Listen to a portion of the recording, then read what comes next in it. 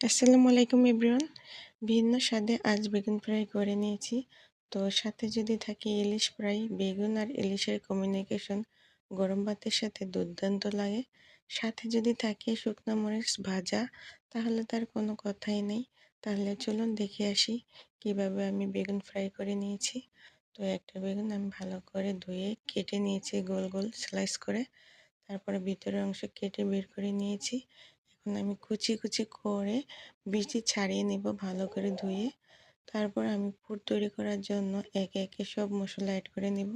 তো আদা রসুন বাটা, হলুদ, মরিচ, ধনিয়া, জিরা আর লবণ, কাঁচামরিচ, টমেটো কুচি, পেঁয়াজ কুচি, ধনিয়া পাতা আর 2টা ডিম একসাথে ভালো করে মিক্স করে আমি পুর তৈরি করে নিয়েছি। তো ফ্রাই প্যান গরম হতে দিয়েছি। এই পাশে আমি বেগুন কেটে রেখেছিলাম লবণ আর হলুদ মাখিয়ে।